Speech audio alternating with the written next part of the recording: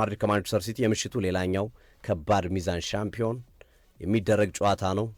ዣቢ አሎንሶን ጋርዲዮላ በበትር በልምጭ ገርፈው ከአሰልጣኝነት ያባረሯቸዋል ወይስ ዣቢ አሎንሶ ተንገዳግረው ይተርፋሉ የሚለው የሚጠበቅ ጉዳይ ነው የሚሆነው።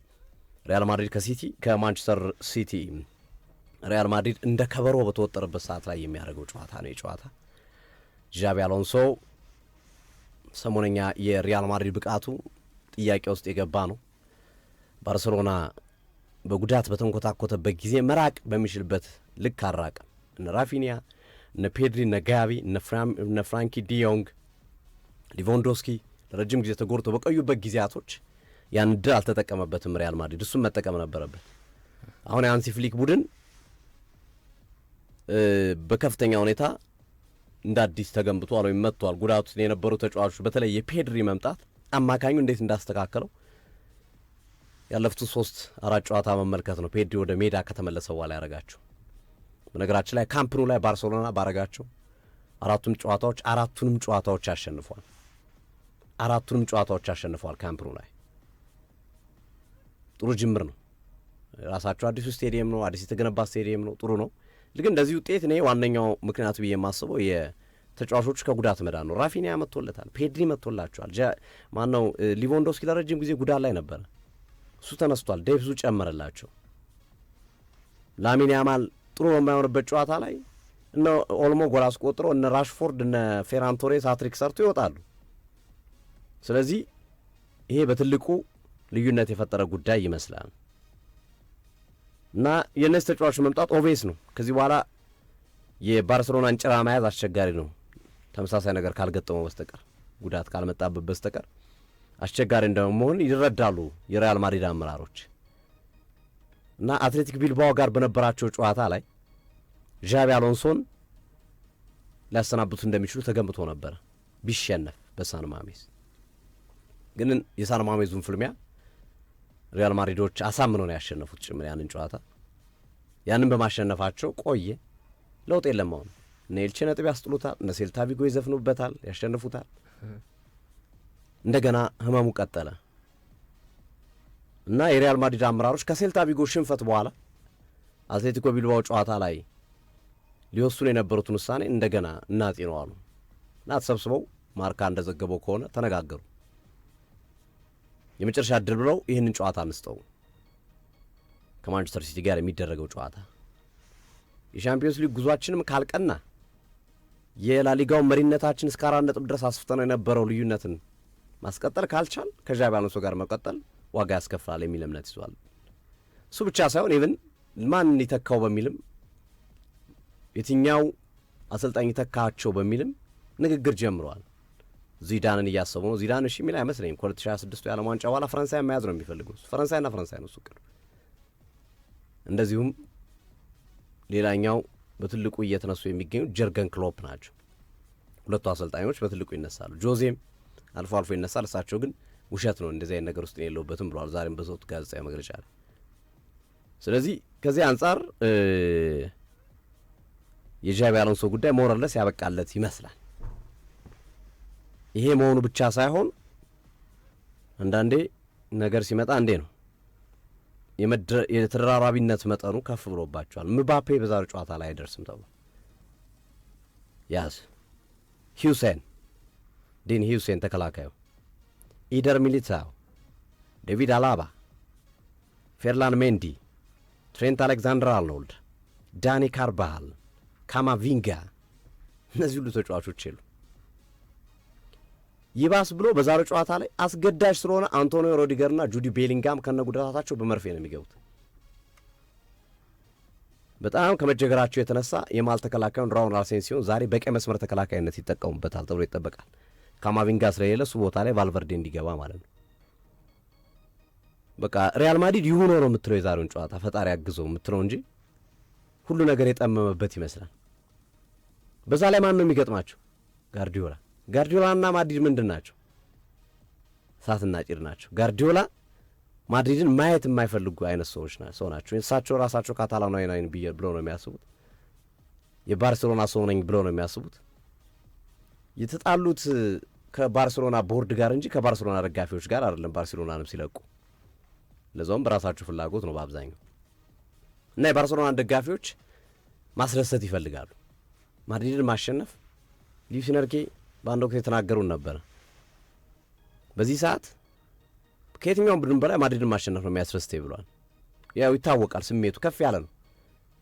ይህንን የሚረዱ ተጫዋቾችም አሉ በዚሁ በሲቲ ቡድን ውስጥም በደንብ የሚረዱ ይህንን ጡዘት ይህንን ከፍ ያለ ስሜት እና ማድሪድን የማሸነፍ ኢንተረስት የሚረዱ ተጫዋቾች አሉ። በጣም የገረመኝ ነገር የባርሴሎናው ምክትል ፕሬዚዳንት ዮስቲ ይባላሉ እና እኚህ ሰው በማያገባቸው ነገር አስተያየት ሰጥተዋል። ዛሬ ያው ጋርዲዮላ ምን ማድረግ እንዳለበት ያውቃል ነው ያሉት። ዛሬ ምሽት ጋርዲዮላ ምን ማድረግ እንዳለበት እኔ አልነግረውም ለሱ ነው ያሉት። ጋርዲዮላም በነገራችን ላይ ሁለቱ ቡድኖች በተደጋጋሚ ተገናኝተዋል። ወደ 5 ጨዋታ ተገናኝተው ሁለቱም ማድሪድ ሁለቱን ሲቲ ያሸንፏል። ሁለቱን አቻ ወጥተዋል። አንዱን ጥሩ ያለፈበት የሚታወስ ነው። በተለይ ሮድሪጎ መጨረሻ ደቂቃ ጎል አስቆጥሮ ሲቲ ከውድድር የወጣበት እንዲህ አይነት ታሪካዊ ጨዋታዎች ያሏቸው ናቸው። ከዚህ ከምናነሳቸው የካታሎን የባርሴሎና ሰው ከመሆኑ ጋርዲዮላም በተጨማሪ በማድሪድ ምክንያት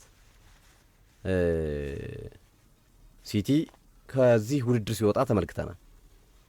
ከዛ ውጭ ዛሬ ይሄ ጨዋታ ለሲቲ ወሳኝ ነው። ማድሪድ 12 ነጥብ አለው። ጨዋታውን ካሸነፈ ወደ 15 አሳድጎ ያው እንደገና ቦታው ወደ ሁለተኛ ወደ ሶስተኛ መምጣት ይችላል። ሲቲ ግን ዛሬ ከተሸነፈ ይንሸራተታል። በቃ ፕሌይኦፍ የመግባቱ ጉዳይ እውን እየሆነ ነው የሚሄደው። በፕሌይኦፍ ነው ወደ ቀጣዩ ዙር ሊያልፍ የሚችለው። ስለዚህ የዛሬውን ጨዋታ ካሸነፈ ግን 13 ነጥብ ካደረሰ የነ ቼልሲ መሸነፍ እንደገና በር ይከፍትለታል። እስከ ሶስተኛ ደረጃ ድረስ ይመጣል። ሌሎቹ እንግዲህ የነ ፒጂ የነ ማድሪድ ውጤት እንደተጠበቀው ሆኖ እነሱ ካሸነፉ ከፍ ስለሚሉበት ግን አሁን ባለው ሁኔታ ሲቲ ማድሪድን ካሸነፈ እስከ ሶስተኛ ደረጃ ድረስ የመምጣት እድል አለው። ያ ማለት ቶፕ 8 ውስጥ ለማጠናቀቅ በሚያደርገው ጉዞ በጣም ጠቃሚ 3 ነጥብ ነው የሚሆንለት። በዛ ላይ በባየር ሊቨርኩሰን ተሸንፎ ነው የመጣው። በቻምፒዮንስ ሊጉ ያልጠበቀው ኪሳራ ያልጠበቀው ከባድ ችግር ነው ያገኘውና በዚህና በመሰል ጉዳዮች ምክንያት ጋርዲዮላ ይህንን ጨዋታ ማሸነፍ ይፈልጋሉ።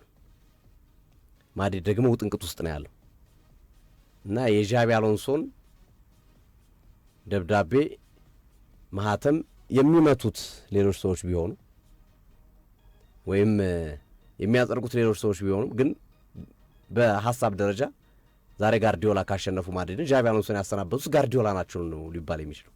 ጋርዲዮላ አሰናበቷቸው ነው የሚባለው እንጂ ፍሎሬንቲኖ ፔሬዝ አሰናበቷቸው አይባሉም። ነገ በሚኖረው ርዕስ ላይ ሲቲ ተሳክቶለት ካሸነፈ ብቸኛው አድቫንቴጅ የሪያል ማድሪድ ሜዳው ለመጫወቱ ነው። ሜዳው ለመጫወቱ እንደ መልካም አጋጣሚ ታያለ።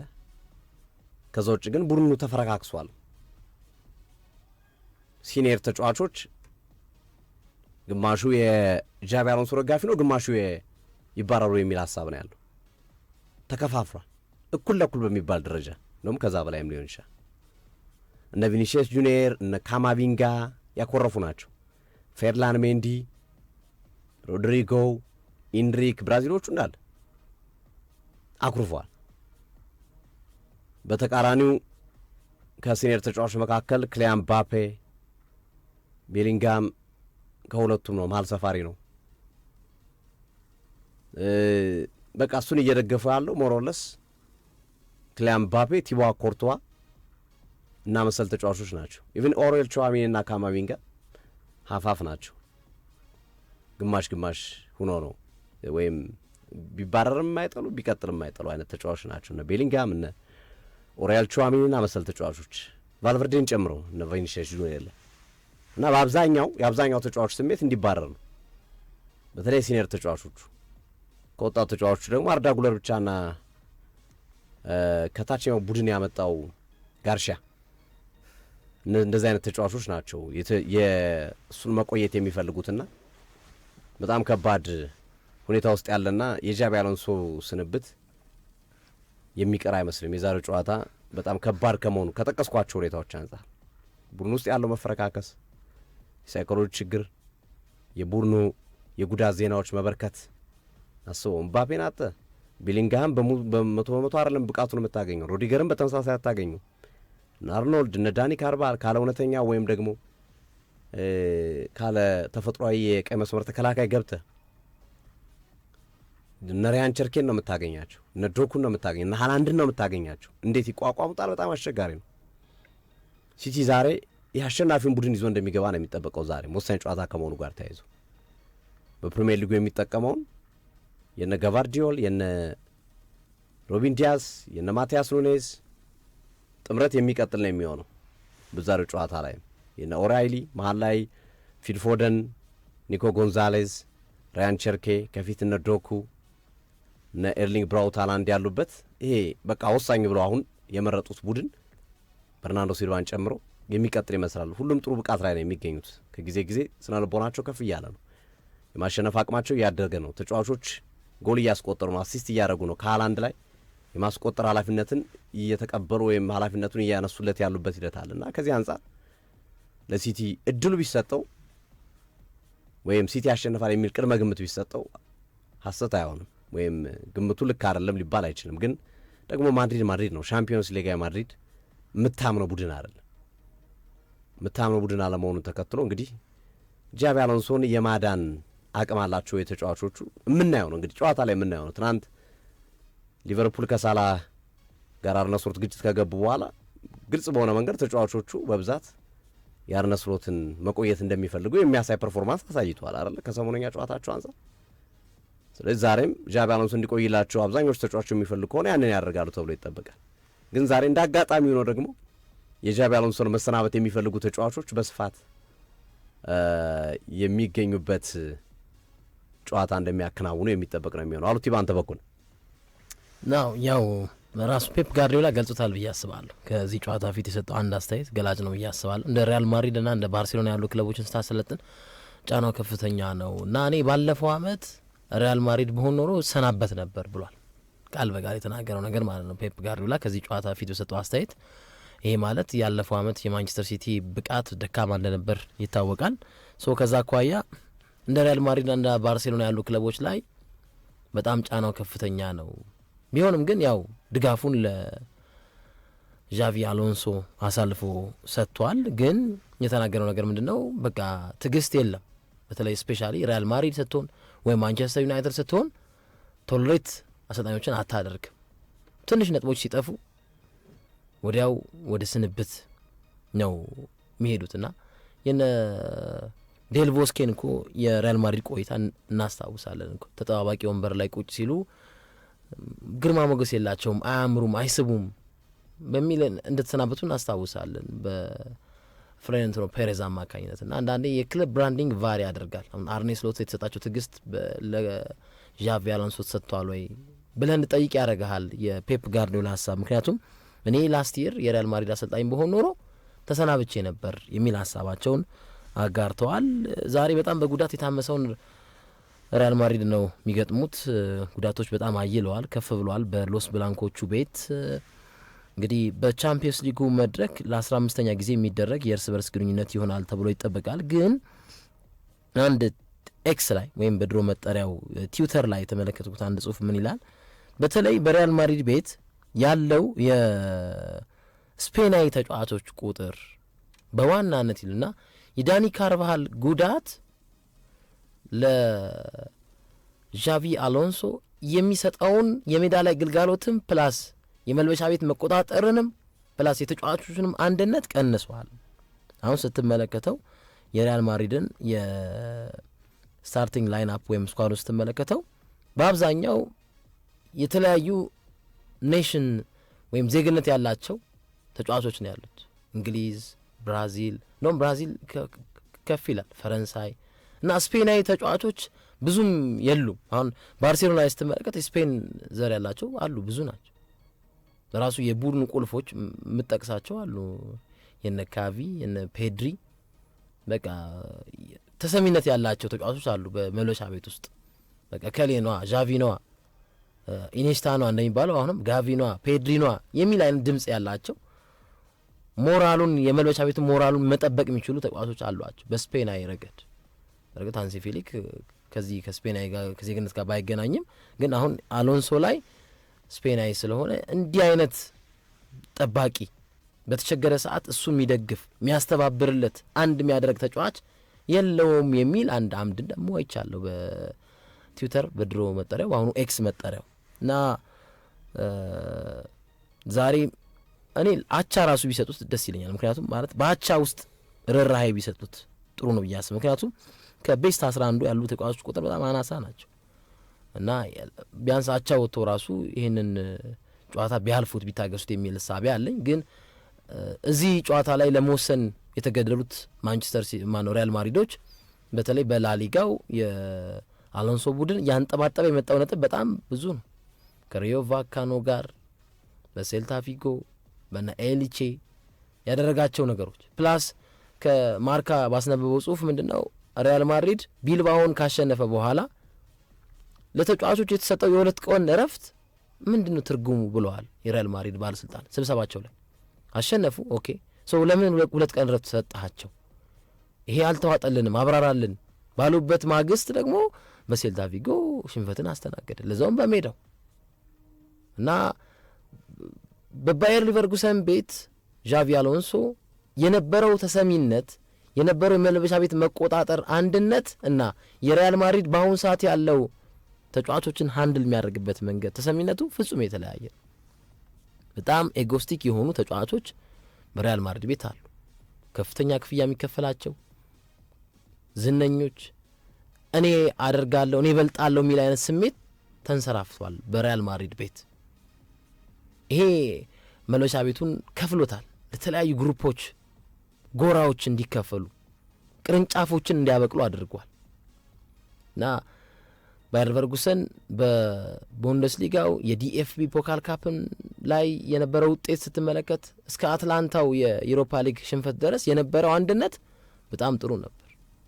በጣም ልታይ የሚል ተጫዋች አልነበረም። ሁሉም የቡድን መንፈሱ በጣም የመልበሻ ቤቱ መንፈስ አሪፍ ነበር እና አሁን እንግዲህ ይህን ነገር ከብዙ ተጫዋቾቻቸው ጋር በመጣላታቸው ምክንያት ያንን መንፈስ በሎስ ብላንኮች ቤት ማምጣት አልቻሉም እና ለ15ኛ ጊዜ የሚደረግ ጨዋታ ነው።